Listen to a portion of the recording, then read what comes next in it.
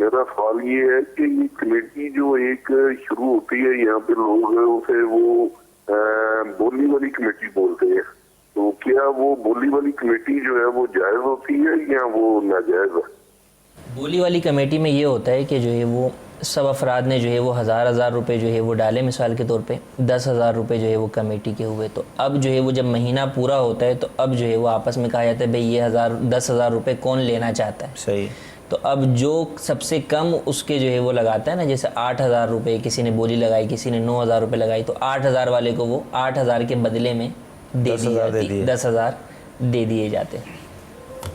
تو یہ جو بولی والی کمیٹی جو ہے وہ ہے، تو بولی والی کمیٹی کے اندر چونکہ یہ جو ابھی روپے خرید رہا ہے یہ اس کی پیمنٹ کرے گا ادھار. صحیح. تو یہ روپوں کے بدلے میں خرید و فروخت ہے لیکن ادھار ہے. صحیح. تو یہ سود کے زمرے میں آ جاتی ہے، اس کی ہرگز جو ہے وہ اجازت نہیں ہے. اور چونکہ یہ ایک قرض سے جو ہے وہ بھی تعبیر کرتے ہیں کہ ابھی آپ نے گویا قرض دیا اسے 8,000 روپے، بعد میں اس نے جو ہے وہ دینے ہیں 10,000 روپے، تو گویا آپ 8,000 قرض دے کے اس پہ نفع 2,000 روپے مزید جو ہے وہ لے رہے ہیں، تو یہ سود ہے اور یہ حرام ہے.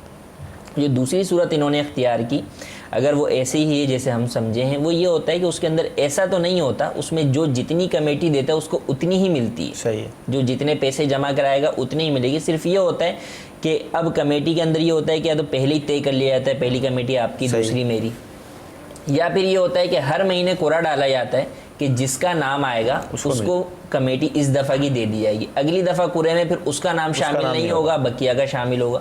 تو یہ ہے کہ جو ہے وہ کس کو اس دفعہ کمیٹی دینی اس حوالے سے قرعہ اندازی کرنے میں، تو اس میں کوئی حرج جو ہے وہ نہیں. کمیٹی میں بس یہ اصول یاد رکھیں کہ جتنے آپ جمع کرا رہے ہیں اگر آپ کو اتنے ہی مل رہے ہیں تو ہی یہ جائز ہے، کیونکہ کمیٹی کے جتنے بھی سسٹم ہیں وہ سارے قرض پر مشتمل ہیں. اور قرض کا قاعدہ یہ ہے کہ جو آپ دیں اتنا ہی لیں، آپ اس سے آپ زیادہ لیں گے تو وہ سود میں آ جائے گا. ٹھیک.